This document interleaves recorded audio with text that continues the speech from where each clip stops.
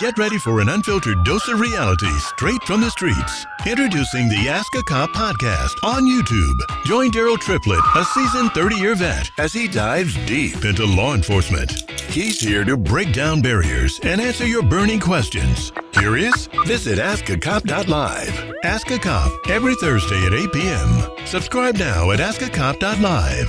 It's time to Ask a Cop.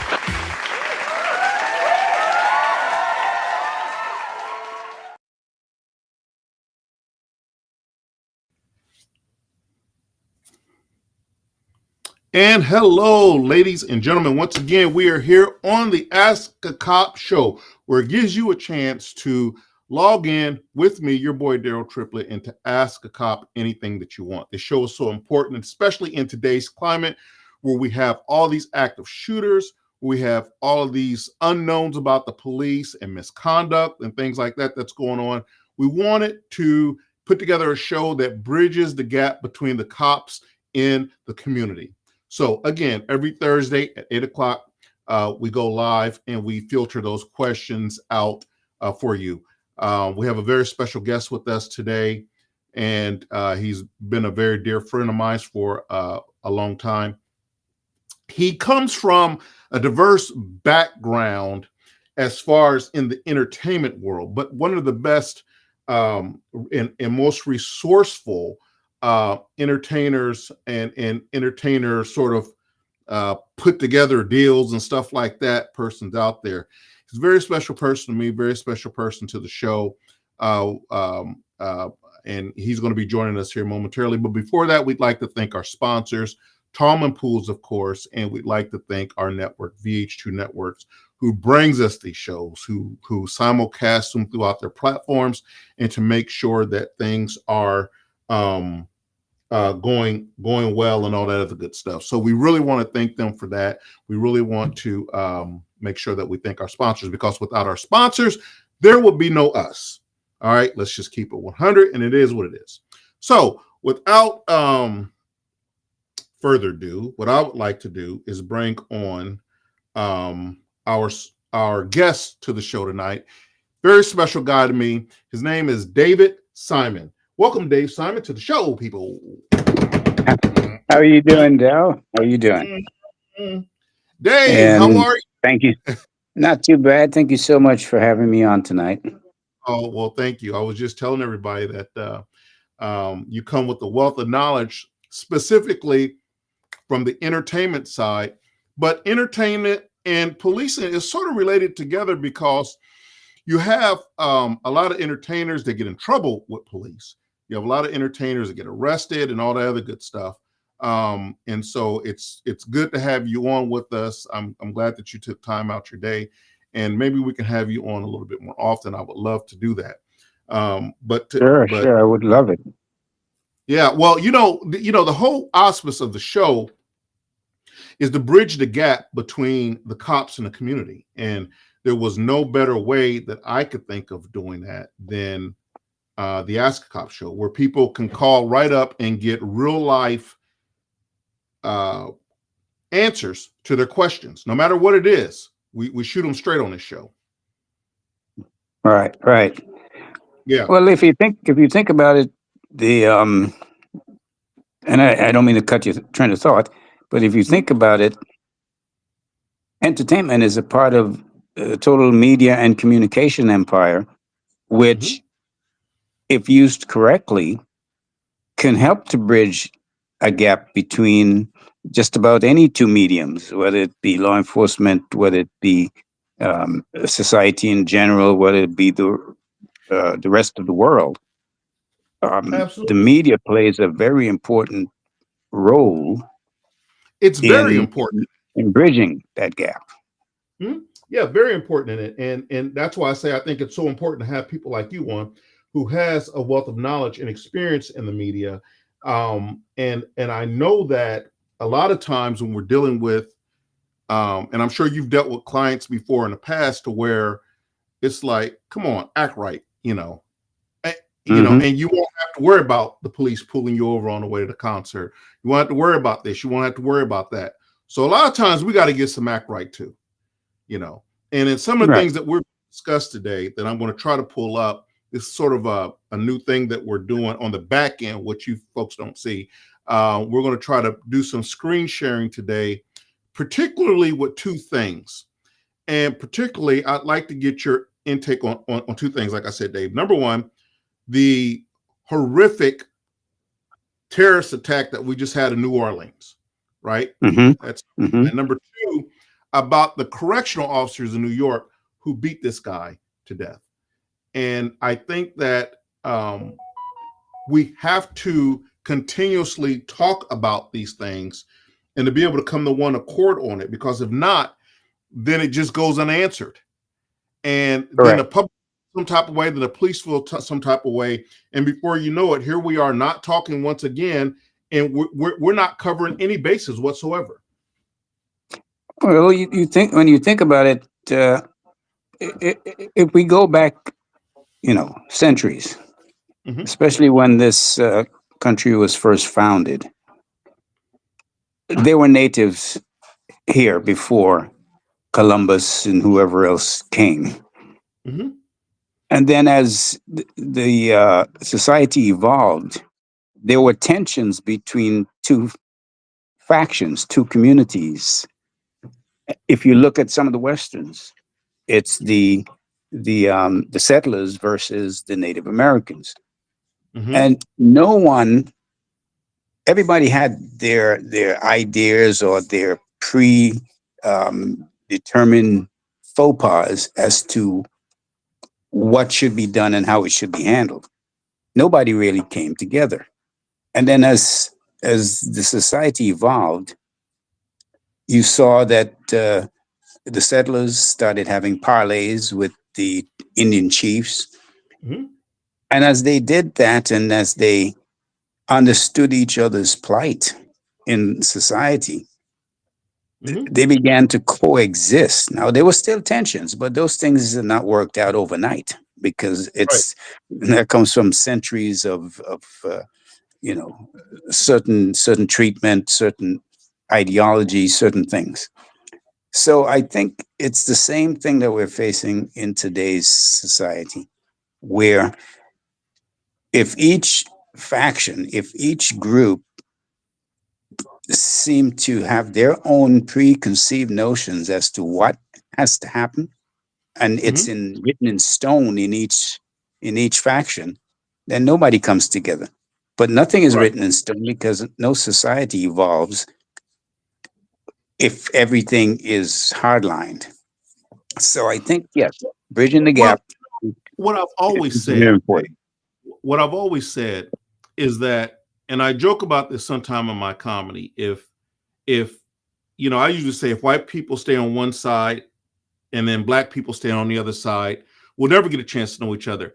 Come together, argue, fight sometimes, discuss some things, argue about it, and then maybe we can find a common ground in amongst sort of the chaos. Because you just going back to your side of the fence, the police just going back to their side of the fence. The police think, all civilians are bad guys. Civilian thinks that all cops are bad guys. We don't ever get anything accomplished here. We never get anything accomplished. And so that's the whole purpose of even the show. It's a community-based show where everybody gets to voice their opinion. Everybody gets to call in and to say their spiel. So one of the things that I wanted to sort of look at on today's show is I wanted to address this this New Orleans attack first. And I'm going to try to bring this up on our speaker here and share the screen here. So hold on one second. We're going to try to share the screen here for the New Orleans. And here we go.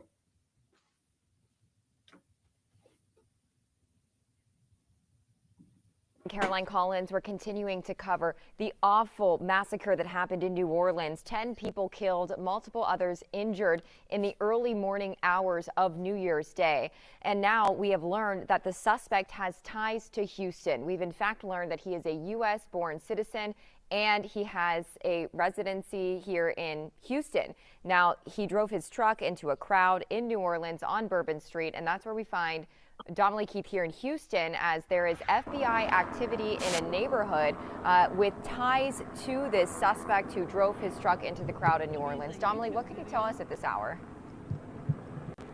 Yeah, Caroline, Shamsuddin Jabbar is said to be a Houston resident, and according to an internet address, he supposedly lives here in this northwest Harris County neighborhood. Now, there are swarms of Harris County Sheriff's deputies. Now, Dave, if one thing about it, two things for sure. I've always said sleeper cells in the United States. Don't think we're untouchable. Don't think we're untouchable. I've always said that on all these podcasts. Sleeper cells in the United States. And I believe in my heart this dude was a sleeper cell in the United States. And there's probably a lot more. Oh, there's tons more. That's out there. Tons more. And you see, again, I think the bridging of the gap between the police and community worked well, because had it not been for the efforts of some communities to change their mindset from the way we used to think and the way certain factions used to think, you see people running to the aid of other people, and people, dialing 911 quickly, as much as they may not like the police in certain situations or in certain instances. It kicks in. The mindset kicks in that now we really need them. Well, I've always said that it's always F the police until you need them. And that's the reason why I say that even some cops have done some horrific shit over the time. I'm not going to lie. They've done some horrific shit over the time. Some of these guys are just idiots, right? But those are few, far and in between. If you think about the law enforcement encounters that we have every single day, these guys do a stand-up job, and a job that's always trying to knock you down. Right. Always said that, hands down, 100%. So this incident here, where you've got a freaking lunatic who takes his truck and runs up Bourbon Street and kills 10 to 15, 15 people now. Yep. It's ridiculous. Okay, here we go. That are on that street. This is at Crescent Peak Drive. This is the back of the home that we're looking at right now.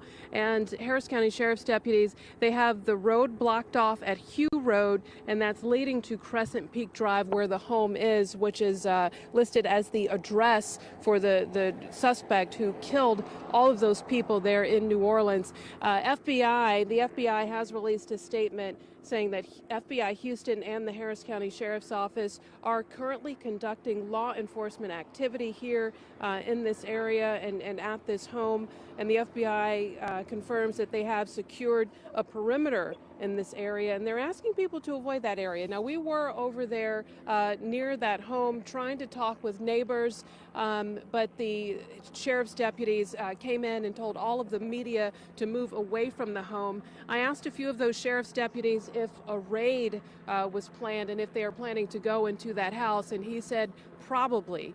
We do.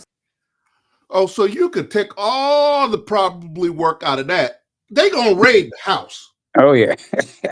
Oh, you can take all the guesswork out of that. We about to get all up in that business right there. You're going to do something brazen at that. What they're waiting on is search warrants to be cleared. So a lot of people don't understand. They're like, why don't you just go in the house and just get, listen, in our system, we got a thing that's called law and order, that we can't just bone rush this guy's house. You got to get search warrants, and you got to get a court order to go in there and stuff like that. So this is why I'm saying that all these critics on the police and stuff like that, if we don't do it the right way, we're going to get bashed and slammed. If we just rush right in there and do it the wrong way, we're going to get bashed and slammed. So pretty much you're going to get bashed and slammed anyway. But we got to do things right. But part of bridging the gap is just that, the education side of things, because there's a lot of people in let's say, disenfranchised communities who, I don't want to use the word ignorant, but they are ignorant of the facts Correct. of law enforcement. They're ignorant of this facts of civil rights. There's a certain lack of knowledge that has to be brought to communities. Now, certain suburban communities, certain urban communities may understand these things. Bring your camera up just a little bit because you're just cutting off your forehead. There you go. Well, up a little bit there. There you go. Now we Yeah. see that beautiful face. Okay, go ahead. Go ahead with your thought. Yes, certain communities are more in tune and are more versed and educated as Absolutely. far as it is related to practices, law practices, civil rights practices, your constitutional rights practices.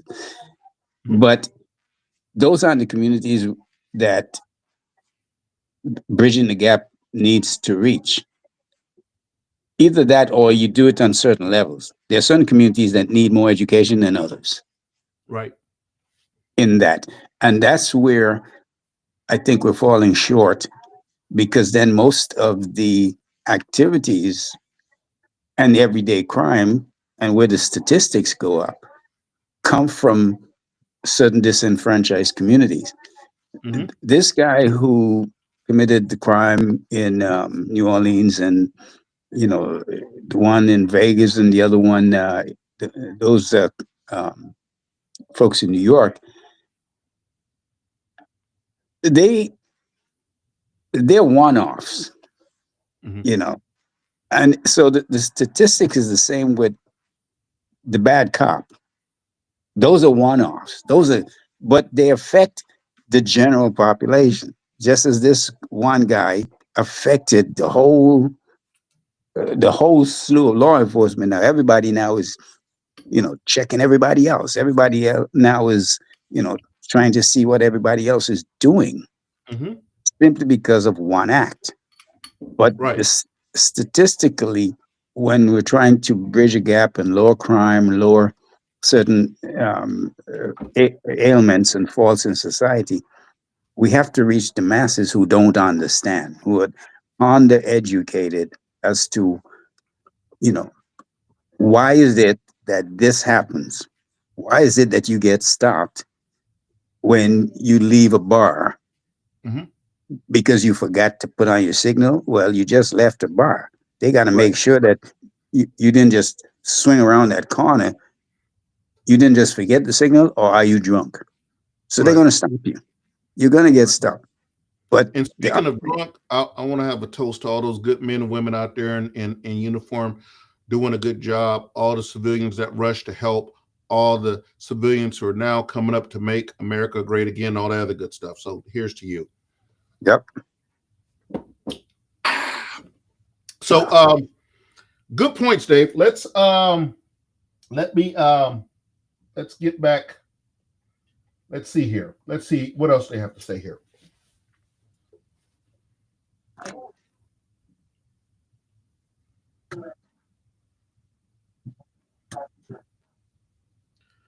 I believe, are we having internet problems here? What? Or can you are you still with us, Dave? Yes, I'm here. Okay. Okay, hold on one second. Let me do this. Mhm.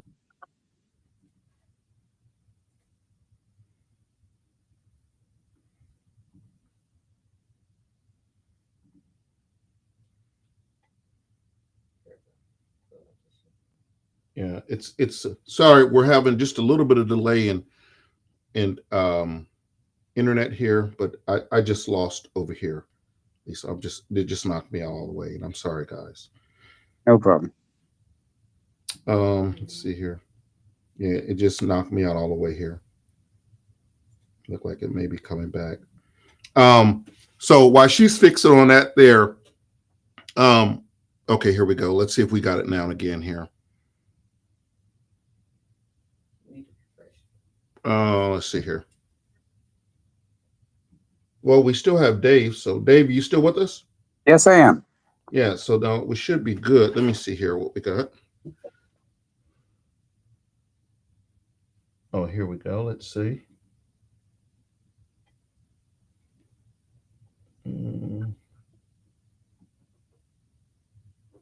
Hold on a second. Let me drive a second here.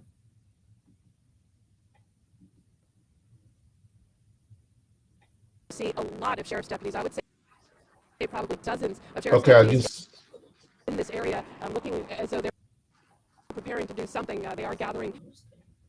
yeah, it's just it's a bit of a lag here with their the lights turned on their patrol vehicles as they are blocking traffic and keeping traffic away from this home. Now also the sort of the ride share app Turo, they also released a statement saying, "We are heartbroken to learn that one of our hosts' vehicles was involved in this awful incident. We are actively partnering with the Okay, let's do this here. Let's go this. Let's do this here. Let's cut back to the video of me and Dave here. Okay, so as you can see, sorry guys, we're having a little bit of technical difficulty here with that, and so we're going to cut back to me and Dave. But what I want to really stress on this thing is that just because you're here in the United States, as you can see, we're not untouchable. And these terrorists, is exactly who they are alive and well in the United States of America. And it's something that we should not take lightly. So I get it that we're not perfect by any stretch of the imagination. I understand that in our society, what we do as far as whether it's policing, whether it's whatever it is, I understand that we are not perfect on what we do. But we're the best we got. I mean, this is it. We're the best we got. So, so I say, hey, everybody's got to watch out for each other now. I think now this country is more than ever starting to get the picture of coming together. And I mean, I don't know what your thoughts are on that, Dave, but I think just with recent events that has been happening and things like that, I think that people are starting to say now, you know what, hey, a little bit more. There was an incident that I seen, it was last week. It was a fight in a bar. I think that was in Houston also. It was a fight in the bar and a guy gets kicked out of the bar. He goes out to his truck. He comes back in with a knife, with a big old knife. Did you hear about this? No. I think vaguely I did. I think I did vaguely. And everybody in the bar starts picking up chairs and throwing at this guy. I mean, a slew of chairs coming at this guy. And this guy is ducking and ducking. But everybody is constantly throwing chairs at them. And they're re-throwing them. Bam. And they saved this bartender's life. Well, people are getting sick and tired, I think, of not being able to just go out and have a good time and go back home. Correct.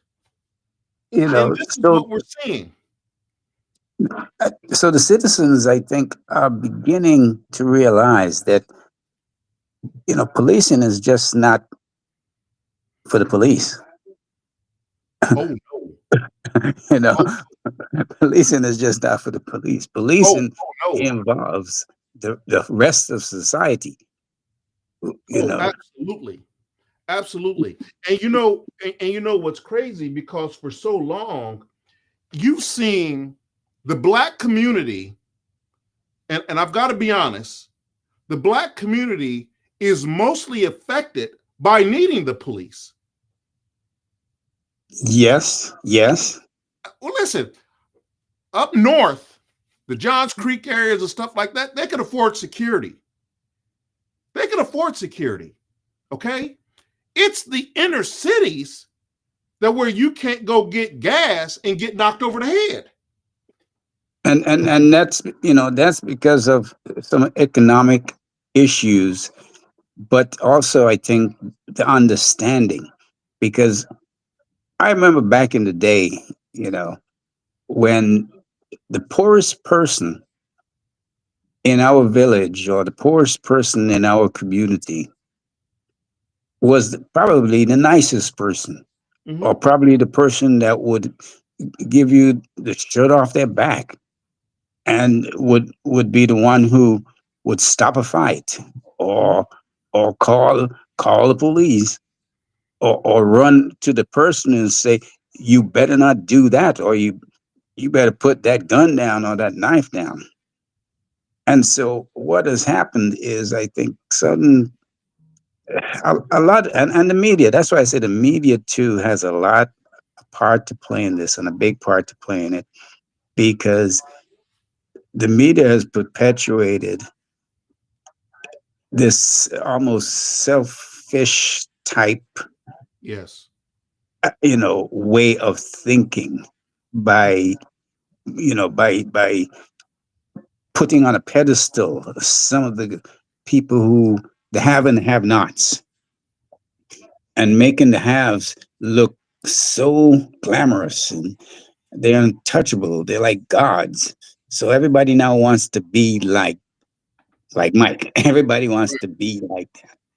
So if it means robbing, stealing, taking, they'll do that. But back in the day, like I said, when I was growing up, the poorest person never worried about being poor. All they Right. worried about is their honor, and making sure that they did the best they can do for their fellow man. And I think that's where society has to get back to, is, being able to not worship and glamorize the person that is in the private Well, I jet, or say this though. I say this. Then how do we do that if you have our young youth looking at these drug dealers, and everybody glorifiing the drug dealer and fast money and stuff like that? How do we compete with that? I'm sorry. Hold on, guys. I'm sorry. Mhm. So how do we compete with that, as far as that goes? Because that's a true thing right there. This sort of puts me in mind of you can talk that stuff about, going to church and the good Lord's coming back and all this other stuff. But what these kids see today is, they see the fast money, they see the cars. This is what they want right now. So as far as how do we get back to what you were talking about, everybody getting on the bandwagon, helping each other. This is what I'm trying to figure out here. well, and again, I'm no expert, but I'm looking at it from. I look at things like, if I'm sitting on the couch watching TV. Mm-hmm. I can look at a movie, I can look at a show, and I can almost tell you what's going to happen next, Mm-hmm. because these things happen so often that you kind of, it's almost written in stone that that's going to happen. He's going to get hit by that car. He's Right. going to jump off that cliff. And so when I look at the TV and making a suggestion as to what I think should happen, is maybe we need to glorify certain aspects of the society that each other is fearing. Maybe maybe we need to glorify the police. Mhm. Maybe the police need to glorify that homeless guy who, might be doing something that, it's illegal. So you're not going to let him get away with the illegal, but you're going to try to talk him out of it, rather than, shoot him, or, throw him on his back, or, Right. maybe pick him up, take him out to dinner. Right. I think You we know, have it- to it- do. We have to This- think outside of the box. got to, And got to. I like this. Sort of what you alluded to was that some way, somehow, shape, or form, as a community, we have to start thinking outside of the box. And I don't know where we've turned in America to where we're almost we were at one point, and I think it's coming around a little bit, almost barbarians. It was Mhm. like, back in the Stone Age days, we just go and take, and then, this and that. And I hope that, and I pray that it's starting to change a little bit, even with the way that policing polices today. You can't police like you policed back in the 70s or whatever, or the 80s or the 50s or 60s or whatever. Totally different now. And everybody's got body cameras now. A lot of the old racist type of cops have died off, and we understand that it's more of a community-oriented policing style now. All right. Even though this next video you're about to see these idiots, and this happened in your neck of the woods, actually in New York. And I'm going to go ahead and roll the clip, and I want to get your commentary on what you think about this. Hold on one second here. We've been having horrible internet problems all day today. Aren't you guys supposed to have bad weather down in Georgia? Yeah, we're supposed to. Maybe that's it. Here we go. That could be it. Yeah.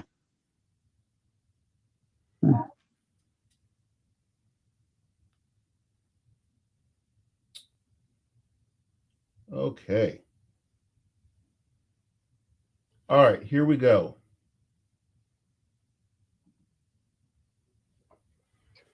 Yeah, we're really getting some lagging. We're really getting some lagging going on here, guys, and I do apologize for that. But what can you say? It's the internet. Yeah, I think it's a weather.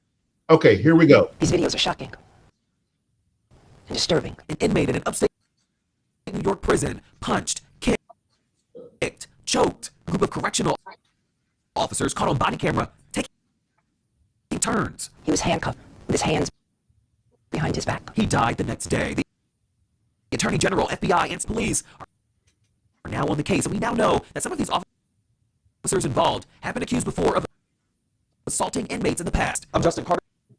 This is TSR Investigates. Huh?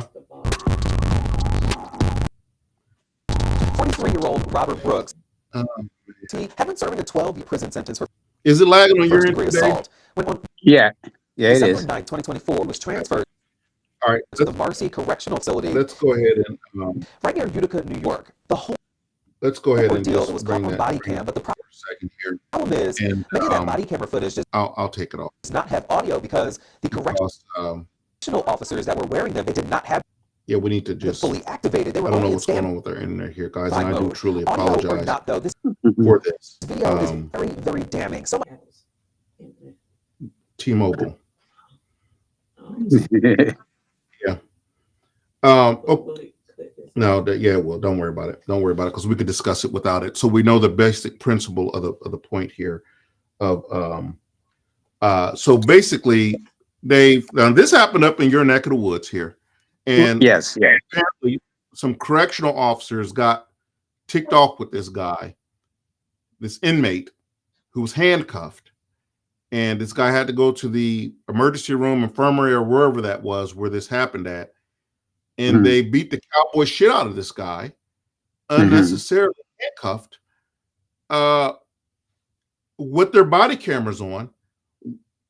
What in God's green earth do you think these idiots were thinking? I don't know, to be quite honest, because that seems to me to be the dumbest, stupidest thing you could do in an enclosed environment where there are cameras all around, where you have body cameras, and where you have witnesses, half of whom don't want to get themselves in trouble and lose their career, but the other half are in fear that they may lose their job because if the captain jumped on him, I better join in because then I may get chastised for not helping out. There seems to be no clear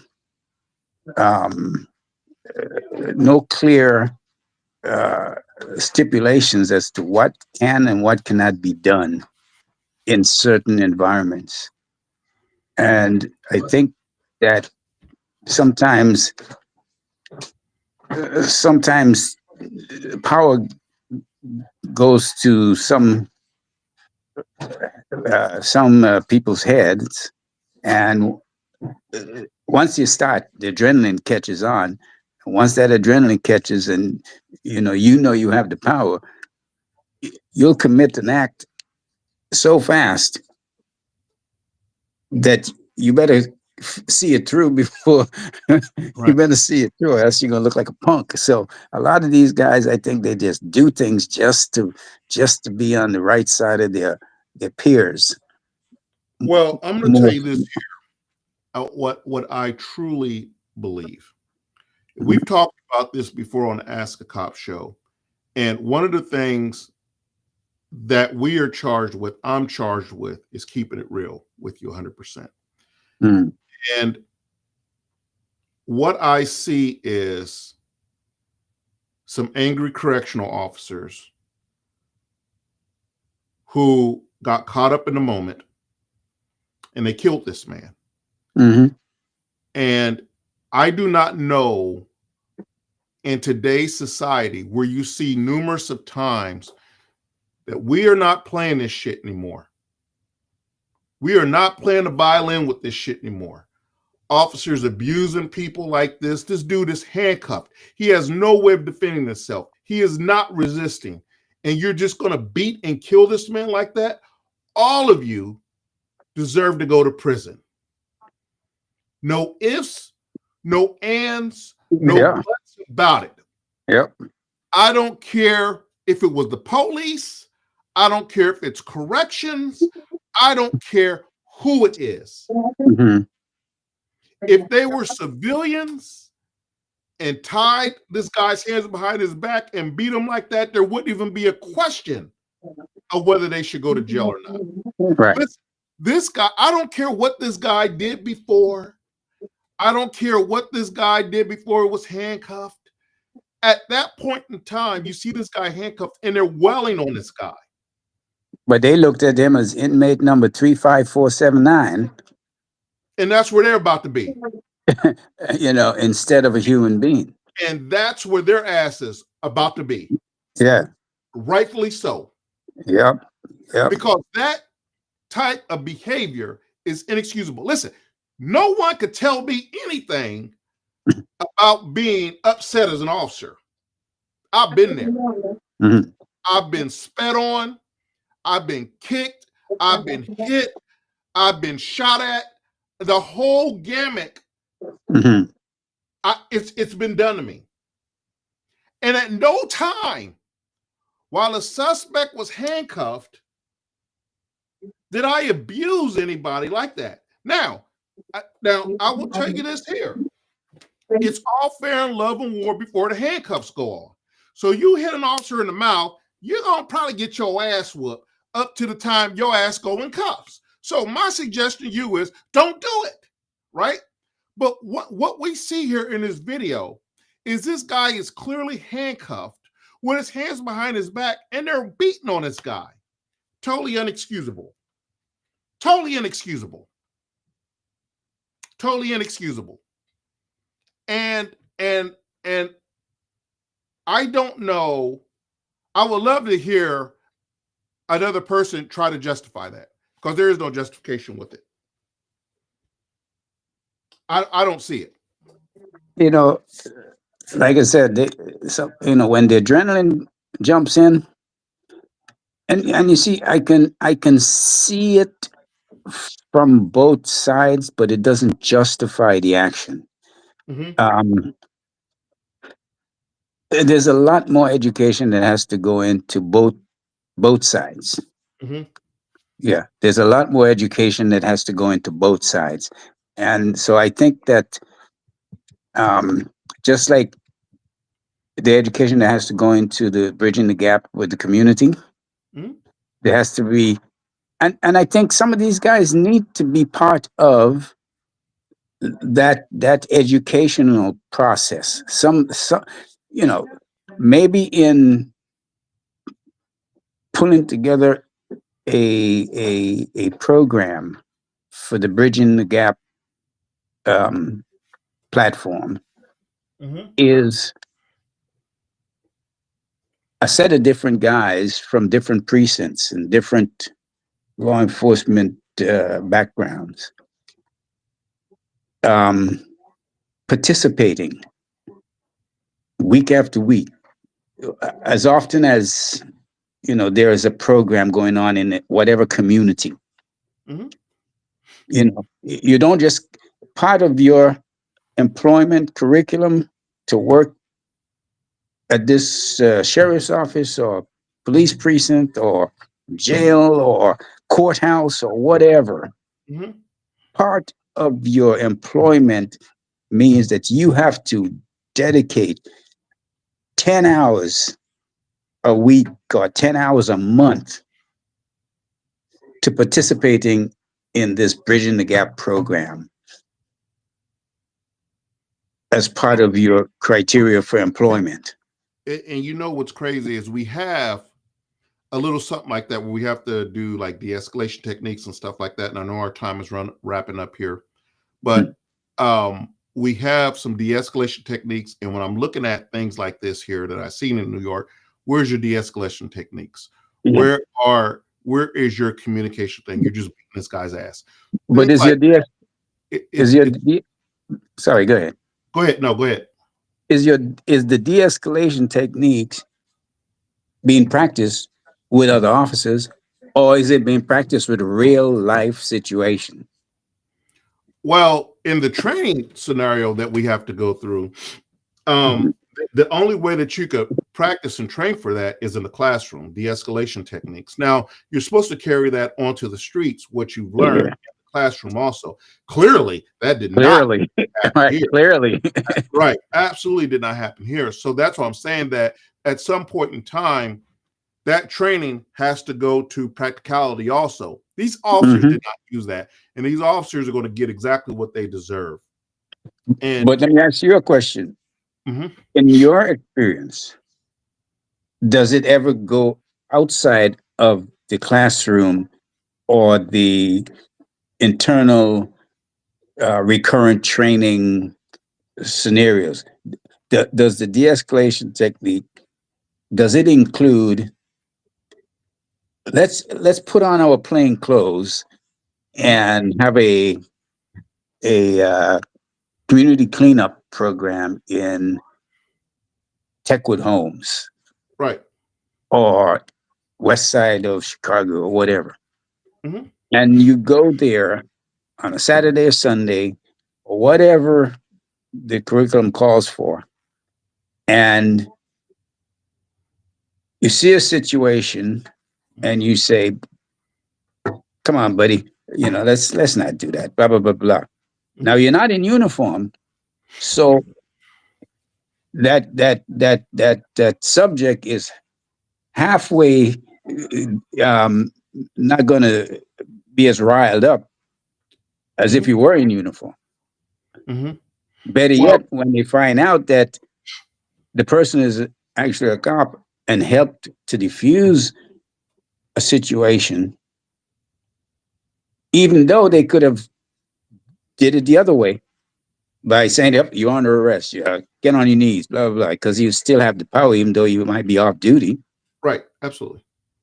So the practice, the de-escalation thing is just a theory in the classroom, seldom practice outside because you really don't have time. Well, yes and no. So you're right. It is a theory in a classroom, but the minute you leave that classroom and you go back to work, whether it's plain clothes, uniform, or whatever, take that domestic call, you should be exercising those de-escalation techniques. Okay. Whether we're doing a community involvement and there's a fight that breaks out or something like that, and you're trying to get to the core of the problem, you should be utilizing those de-escalation techniques. Whether it's even a shooting and you're at a hostage standoff, if it's at a safe distance, if you're behind cover, not concealment, cover, and we've talked about that before on the show also, you want to try to utilize de-escalation techniques. Now, there may be some in reality to where you cannot de-escalate the situation. That guy is shooting at you point blank. Fuck de-escalation. You've got to take the subject out, period, point blank. And that's just that. So no one is signing up for this job to die either. No, But on the no. flip side of that is that when you're an officer or correctional officers and you have the power of someone's life in your hands, you can never take that for granted. And you can never let your emotions get the best of you. And I think these officers let their emotions get the best of them, and now you're going to have to pay the piper for it. I think we have to turn back in time a little bit in terms of, okay, who's the most popular character cop on TV? I would say that we all know growing up, and even today we still see him. Mm-hmm. Who was that? I have the name in my mind, and I'm going to tell you. Okay, let's say I came into the middle of some type of bank robbery or a gun situation, and I was Andy Griffith or Barney Fife. Okay. Do you really think any crook would shoot those two characters? And the reason I use those characters is because I've always had a belief that people do business with people they like. Mm-hmm. Whether that business is de-escalating, whether that business is bank robbery, certain things are not going to escalate if they like you.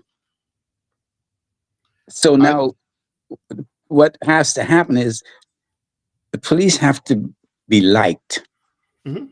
Not liked to the point where people are going to run over you, but liked to the point where I'm not going to do this with Daryl around. Mm-hmm. I'm not going to do this with A, B, and C, Joe around, or John around, or Rita, or Cindy, or whoever the cop is, he or she. Sure. Because I like them. So part of that whole bridging the gap between the police and the community has to be, you got to be liked by, and I doubt the cop will shoot the person if it's somebody they know and they say they like. Right. Well, I think two things here. To answer your question, I think if you put the right bad guy in the right situation, Andy Griffin and Barney Fife are dead. Because these sons of bitches don't care nothing about nobody but getting the heck away. Right. And I believe that it does speak volumes of officer friendly in the community. Yeah. But I do think there are a lot of people out there who do not give a darn if you take your next breath or not, as a civilian or as a cop. That's why they're called bad guys. But it is our duty as good guys, or as police officers, or correction officers, or Mm-hmm. just decent citizens, to make sure that things are done decent and in order. And so we can't just go up and just pow, pow, just shoot like the bad guys can shoot Right. it up. Right. There has to be levels of de-escalation of force. There has to be, so after a shooting, there is a whole big reconstruction of the scene. There's a whole big report you have to write. If you're in the state of Georgia, GBI comes out, they investigate it, they're drilling you over what took you maybe 2 seconds to be able to determine whether to shoot or not. Mm-hmm. So, but I think in reality that when we're training for this in the classroom, that's one part. And then when we get out on the street, that's a whole different other part, because Mm-hmm. it moves so quick. And then before I know. Yep. you fired off 5 rounds and going like, oh my God, what happened? On this case where you get these correction officers who's bringing this guy in from somewhere else, this guy's already handcuffed, they're already welded on this guy. Okay, Sure. you pretty much know what you're doing already. And that, to me, makes it unexcusable. There should be no way that should have happened in a controlled situation, in a controlled environment as that. We've got to get better. And, Yeah. and part of getting better is prosecuting those guys to the fullest extent of the law, and Mhm. throwing their behinds in jail and making them atone for their sins, or making them answer and paying their debt to society, just like that inmate. Whenever Yes, that I inmate agree. done, he was incarcerated, he was paying his debt to society. The same thing with these officers. I would say that if they were police officers, if they were correction officers, if they were security officers, I would be saying that. Right. You Right. have to pay your debt to society. But Yep. that I know that it's coming up on the hour, and I love having these conversations with you, and I would love to have you back, maybe even next Sure. if you're available or whatever. But I know you're a very busy man. But this is another thing, and I want to thank All Cops Ain't Bad, which is a 501c3 organization who helps sponsors and put this show on together also. So this is sort of a spinoff of the All Cops Ain't Bad also, which go around and do comedy shows, bridging the gap between cops and communities, and healing through laughter is their tagline. But Yes. anyway, Dave Simon, I want to say thank you very much for coming on, my friend. And Thank you. Thank until you. next week, is there a way that someone can get a hold of you, or a social media or something like that you like to get a shout out on? Well, I'm not a social media fan. I'm not as versed as some of you techies are, but Right. you know, That's why you've seen our audio go out 30 times in the show. I know. But no, folks can reach me through my LinkedIn page. Just Google my name on LinkedIn, Dave Simon. Dave Simon, and you'll find me there. Okay. All right. Well, hey, buddy, I want to say thank you very much for joining us on the show. But And thank you for having me. and we're going to get with you and try to get you back on next week, because I'd love to have you back. But thank you so much, Dave, for coming on the show. Thank you. Thank you so much. All right. Bye-bye. Take care. Bye-bye. All right.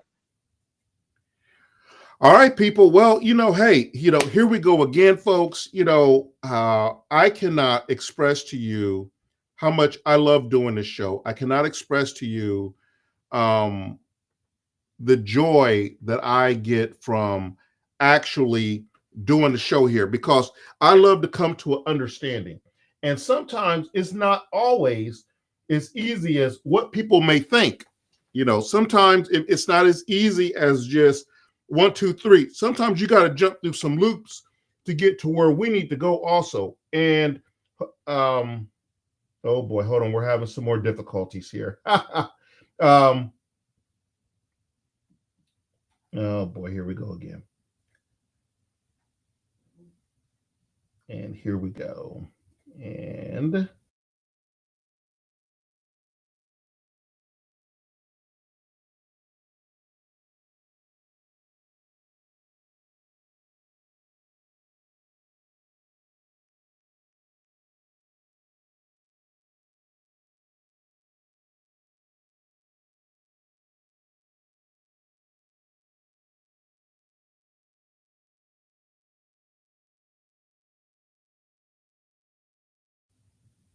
there we go. Okay, and we're back. Okay, folks. So again, I want to join you. And next week, I promise we'll have this together a lot better. It's a new back-end system that we're using here that we're going to get familiar with. But until next Thursday at 8 o'clock, I appreciate you guys for tuning in.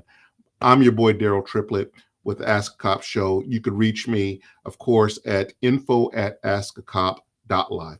info@askacop.live. Until next Thursday, 8 o'clock, y'all take care of yourselves and love each other and love on each other. Stay safe, ladies and gentlemen. Stay safe out there. I'm your boy, Daryl Triplett. I am out.